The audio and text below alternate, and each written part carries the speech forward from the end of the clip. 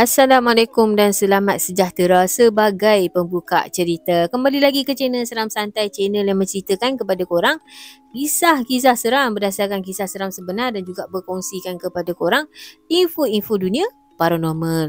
Okey, kali ni Syah akan kongsikan kepada korang dua kisah seram yang berlaku di dua jalan dalam ataupun jalan lama.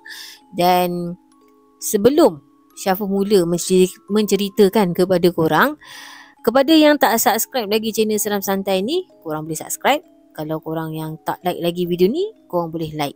Okey, kita terus saja ke kisah yang pertama ni. Okay, selalunya bila kita sebut pasal jalan-jalan yang mempunyai kisah-kisah yang menyeramkan ni, sangat popular ialah Karak dan juga Gurun. Dan kali ni, cerita yang Syafa nak ceritakan kepada korang ni, kejadian dia berlaku dekat laluan Kangkar Senagar, dekat Paguh, yang mana jalan ni menuju ke Air Hitam. Okey, pengalaman ni dikongsikan oleh Zul, yang mana Zul ni dia bertolak daripada Kuala Lumpur dengan isteri dia lebih kurang pukul 9 malam. Dan ikut perkiraan Zul, dia akan sampai ke Johor Bahru lebih kurang pukul 1 pagi. Dan dia sengajalah, dia kata dia pilih untuk bertolak pada waktu malam memandangkan keadaan jalan agak lengang. Dan masa tu tujuan dia ke Johor Bahru bukanlah ada urusan penting ke apa. Cuma dia nak melawat kakak ipar dengan suami dia yang baru berpindah dekat situ.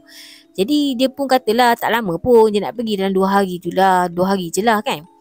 Jadi lepas diisi minyak, dia beli makanan ringan dekat R&R Seremban, dia terus pecut. Okay.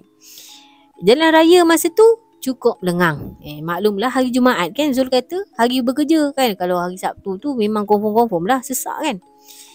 Masa tu cuaca memang gelap pekat, tak ada langsung bintang ke apa. Memang kalau kata dijangkakan boleh nak hujan tu macam nak hujan lah kan. Dia pandu dengan tenang. Terus dia sampai dekat susun nak masuk ke Bandar Melaka. Okay, bila sampai dekat situ, jalan tu terus jadi sesak. Nampaklah kenderaan penuh kat dalam lebuh raya tu kan.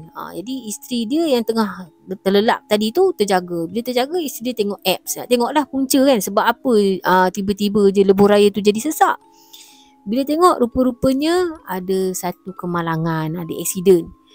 Jadi masa tu Zul ni duk fikir satu je. Dia nak cari jalan alternatif untuk elak kesesakan tu. Jadi dekat 1 jam jugalah barulah dia sampai dekat laluan keluar nak pergi ke Paguh. Lepas dia bincang dengan isteri dia, jadi isteri dia pun setuju yang mana untuk keluar dulu dekat Tol Paguh dan lalu jalan lama nak ke Johor Bahru. Bila jalan dah clear, masuk balik, orang kata jalan clear sampai dekat Air Hitam, masuk balik ke lebuh raya. Okey, jadi isteri dia pun setuju. Teruslah Zul ni pecut ke Paguh dan nak lalu jalan lama nak pergi ke Johor Bahru. Dan masa tu dia hanya berpandukan maps yang ada dekat telefon dia. Okey. Bila sampai jalan Kangkar Senagar nak pergi ke Air Hitam tu, tak banyak soal. Terus saja Zul ni pecut. Alhamdulillah lah dia kata kan. Tak banyak kereta yang lalu jalan tu masa tu. Dekat 20 minit lalu dekat jalan tu, dia dah mula rasa gelisah pula. Sebab apa? Sebab dekat kiri kanan jalan tu penuh dengan ladang kelapa sawit. Langsung Zul ni tak nampak rumah walaupun sebiji. Dia kata dekat isteri dia kan, lain macam jalan ni, seram pula saya.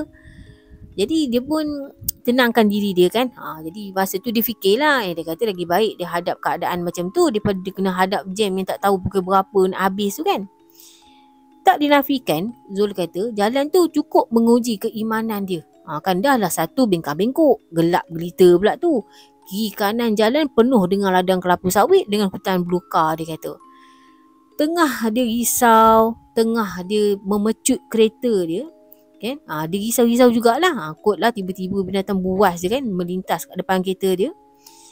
Masa tu jam dah pukul 12 tau.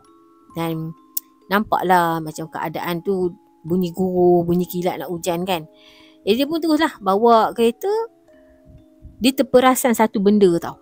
Okay, macam ada sesuatu yang pelik dekat tepi jalan, dekat arah depan dia. Dia perlahankan kereta dia, dia buka lampu tinggi, untuk Zul kata dia nak tengok lebih jelas lah kan apa dia kan. Bila dia tengok dia tergamam. Sebab apa? Apa yang ada dekat bahu jalan tu ataupun kat tepi jalan tu, bola api. Bola api tu tengah berlega-lega dekat udara. Bola mata dia tersembur keluar merah menyala. Tubuh Zul ataupun badan Zul masa tu dah menggeletar dah. Dia tahu, dia kata tu hantu penanggal yang selalu orang duk cakap tu. Dia tengok isteri dia tengah tidur. Okay. Bila kereta dia lepas saja dekat dengan makhluk tu, okay, terus dia tekan minyak laju. Okay. Tak sampai beberapa saat dia perasan macam ada benda dekat luar kereta dia. Bila dia toleh, dia rasa jantung dia ni berdebar-debar laju je. Makhluk yang dipanggil penanggal tu terbang dekat sebelah kereta dia macam tengah ikut kereta dia bergerak. Mulut Zul masa tu kumat kambing lah baca ayat suci Al-Quran. Tapi sesekali-sekala tu sambil baca tengok juga ekor mata tu kan. Makhluk tu ikut lagi ke tak? Walaupun keadaan masa tu gelap gelita, Zul nampak jelas tau makhluk tu. Sebab apa? Sebab kepala dia ibarat macam bola api yang tengah terbang. Dan mata dia merah menyala. Nampak jelas lah Zul kata tali perut dengan usus dia yang terjuai panjang tu. Masa tu Zul kata hanya Tuhan aja tahu perut dia tu kecut macam mana, dia kata. Dia pecut juga kereta dia masa tu. Dia dah macam tak irau dah. Apa benda yang ada kat sepanjang jalan tu, niat dia satu je. Dia nak keluar daripada kawasan yang menakutkan tu secepat mungkin. Tapi apa yang lebih menakutkan bila Zul kata makhluk tu seolah-olah mempermainkan dia. Setiap kali aja Zul pecut kereta, dia nampak makhluk tu ada dekat sebelah dia. Zul kata macam makhluk penanggal tu nak ajak dia berlumba pula kan. Dan dia pun pecut lajulah. Nasib baik masa dia tengah pecut tu jalan lengang kan. Dia kata kalau tak tahulah apa jadi. Sebab kadang-kadang kereta dia bawa tu kan laju sangat. Jadi macam terbabas jugalah masuk ke laluan bertentangan. Tapi Alhamdulillah Zul kata dia dapat kawal kereta dia dengan baik. Dan waktu tu dia takut tu, Zul kata hanya Allah je yang tahu tahap takut dia masa tu. Beberapa kali jugalah dia tengok keluar, dia nak tengok sama ada makhluk penanggal tu ikut dia ataupun tidak. Alhamdulillah dia kata bila dia sampai dekat Pekan Parit Sulong tu, dia nampak lah ada gerai kan yang masih lagi beroperasi. Terus dia berhentikan kenderaan dia kejutkan isteri dia. Dan dia bagi tahulah kat isteri dia, nanti kalau kat depan tu kita masuk highway semula dia kata macam tu. Jadi isteri dia kata isteri dia tak rela dah nak lalu jalan gelap macam tadi tu kan. Dah lah gelap dia kata. Satu rumah pun tak ada kan. Jadi kalau lah apa-apa jadi macam mana kan. Isteri dia cakap macam tu lah kat Zul kan. Jadi Zul masa tu dia tak cerita pun apa yang jadi. Kan dia simpan aja dia kata. Dia kata biarlah dia mengharungi perjalanan malam ni ceria tanpa gundah gelana kat dada dia, mengingatkan peristiwa yang menakutkan tu. Okey, kepada korang yang tengah ataupun sedang menonton siapa punya konten ni, betul ke kat jalan Kangkal Senagar dekat Paguh menuju Air Hitam ni memang satu jalan yang agak menyeramkan? Cuba korang komen. Okey, kita terus sahaja ke kisah yang kedua. Okey, kali ni yang mengalami kejadian seram ni, dia kata dia bukanlah seorang yang mempercayai kewujudan makhluk halus. Dan dia anggaplah, dia kata benda tu semua adalah omong kosong dan juga karut. Sampailah ada satu peristiwa ataupun kejadian yang dialami oleh Salikin, yang mana Salikin bagi tahu masa tu umur dia baru menjangkau 30 tahun. Okey. Kejadian ni berlaku sekitar pada tahun 2017. Salikin dia ditugaskan oleh majikan dia untuk ke utara tanah air untuk memantaulah satu projek pembangunan yang tengah dijalankan. Jadi Salikin bertolak daripada KL lebih kurang pukul 11 malam. Dan macam biasalah memandu pada waktu malam ni lebih tenang kan, tak ada kesesakan jalan raya. Lepas 3 jam memandu, tiba-tiba Salikin ni rasa lapar. Sangat-sangat lapar dan perut dia pun berbunyi. Teruslah dia ambil keputusan untuk dia pandu keluar daripada lebuh raya dan ikut jalan kampung. Jadi masa tu Sadikin fikir satu benda je kan. Adalah warung-warung yang masih lagi beroperasi untuk dia singgah lah. Dia nak makan masa tu. Lebih kurang 15 minit dia keluar daripada susu keluar selama.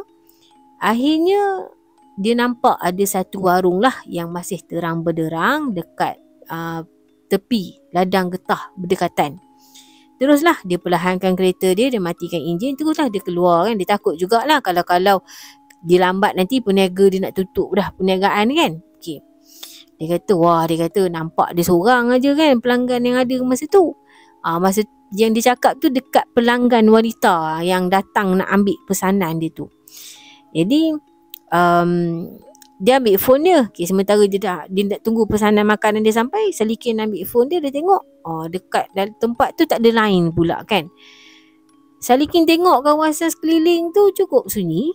Yang kedengaran hanyalah bunyi unggas cengkerik je dekat hutan berdekatan. Tengok-tengok jam dah pukul 2.30 pagi dah. Meja-meja pun dah kosong dah kan. Mungkin waktu macam tu Sadikin fikir yelah kan pukul 2.30 pagi kan, pelanggan semua dah balik rumah dah lah. Dan yang peliknya dia kata warung tu tak macam warung-warung yang biasa lah. Kalau warung-warung biasa ni kan dia ada macam bungkusan keropok, ada biskut-biskut dalam balang kan. Tapi warung yang dia pergi ni lain sikit. Dia pun fikirlah positif. Dia kata mungkin tuan kedai tu dah kemas dah kan. Yelah dah lewat kan, dia kata kan. Siapalah datang nak beli kan. Okay. Jadi dia kata satu je. Janji makanan dia sampai, cukup lah dia kata macam tu.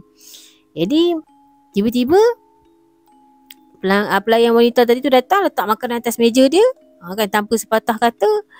Dalam hati Salikin masa tu dia kata apa tahu? Dia kata mungkin bisu kot kan. Dia kata pelayan tu sebab yelah tak cakap langsung kan. Jadi dia pun makan. Dia makan tu dia kata gelojoh jugalah. Salikin kata maklumlah dia tengah lapar sangat masa tu. Tak sampai 15 minit mi sup yang dia makan tu habis. Okay. Jadi dia pun tanyalah berapa harga semua kak kan. Jadi pelanggan tu pelayan tu katalah RM5 kan. Jadi masa tu dalam hati dia katalah dia kata nasib baik dia boleh bercakap kan. Jadi sebelum dia pergi ke kereta dia mintalah kebenaran. Salikin ni dia nak guna tandas. Tandas ni ada dekat belakang. Jadi pelayan wanita tu mengangguk lah kan sambil jari pelayan wanita tu tunjuk ke arah belakang pondok, ada dekat pondok kecil lah dekat luar kedai tu. Dia teruslah Salikin ni cepat-cepat pergi ke tandas tu. Dah selesai apa semua hajat dia keluar lah. Sambil dia keluar di jalan tu dia ambil rokok dan dia nak isap. Okay. Masa dia nak menyalakan api tu dia tengoklah ke arah dapur dekat belakang warung tu. Okey. Dia kata darah dia tersiram tau. Okay. Dia gosoklah mata dia. Dia nak tengok apa benda dia lihat betul ke salah apa yang dia lihat tu kan. Okey. Kau tahu tak apa yang dia nampak? Dia kata dengan jelas lah dia nampak beberapa sosok tengah bertungkus lumus dekat dalam dapur dekat belakang restoran tu. Tapi nampak berbeza berbanding manusia biasa. Okay. Lain lah, tak nampak macam manusia biasa tau.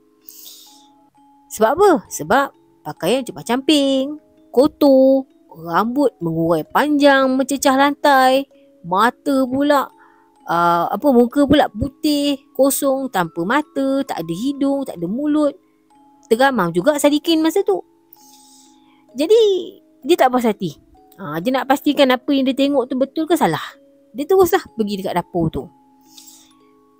Ternyata apa yang dia tengok tu betul. Ada 3 sosok berambut panjang yang tak ada wajah tengah kusyuk memasak kat dapur tu. Masa tu dia dah menggeletar dah. Dia kata makhluk apa pula yang ada kat depan dia kan masa tu. Dia kuatkan semangat dia atur langkah, dia pergi juga kat kereta dia. Tiba-tiba dia dengar tau suara merungus tau. Bunyi tu bertalu-talu macam orang kata tengah bercakap lah kan. Dan apa yang pasti Sadikin kata salah satu tu daripada sosok tersebut yang menjengah ke arah dia melalui jaring kawat besi dekat dapur tu lah, dekat dinding dapur tu lah. Salikin ni dia lari sekuat hati lah pergi kat kereta dia. Dia teruslah nak hidup enjin kereta dia. Dia terperasan pelayan wanita yang ambil pesanan dia tadi tu tengah tengok dia tepat ke arah dia. Dan dia tak sangka-sangka tiba-tiba benda tu pula pelayan wanita tadi tu berjalan menuju ke arah dia. Dia tergamam, dia pun apa lagi? Teruslah dia pecut kereta dia, tak sampai 100 meter pun. Dia dengar bunyi hilayan kuat, dia kata, daripada arah belakang. Hilayan tu panjang, menyeramkan, dia kata, menggigil anggota badan dia dengar masa tu. Dia bawa dengan keadaan kereta masa tu dalam keadaan jantung dia ni berdegup kencang tau. Nasib baiklah tak lama lepas tu kereta dia ni sampailah kat pekan berdekatan kan. Jadi terus dia masuk ke arah satu stesen minyak yang ada kat situ. Dia pun pergi basuh muka dia. Lepas tu dia berehat sebentar dekat kawasan parkir kat situ. Masa tu dia duk fikir pasal kejadian yang dia alami tadi tu kan. Jadi dia nampak ada seorang pakcik. Dia pun tanyalah kat pakcik tu. Dia kata, "Assalamualaikum pakcik. Kan saya nak tumpang tanya ni. Kalau saya nak ke Pulau Pinang, ikut jalan kampung ni jauh lagi tak? Agak-agak berapa lama lagi sampai?" dia kata. Jadi lelaki ni adalah petugas dekat stesen minyak tu.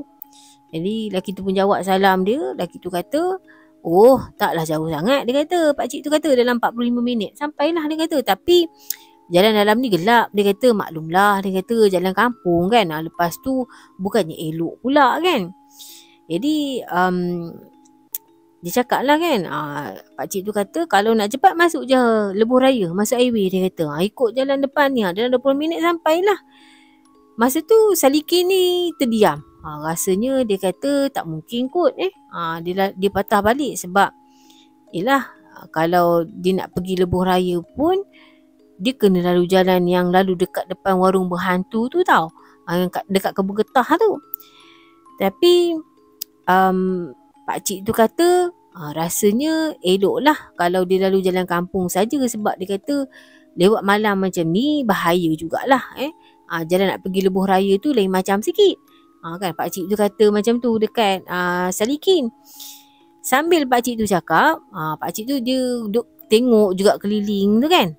Dia kata, dia tanyalah kan, Salikin tanyalah, lain macam mana pula tu pakcik?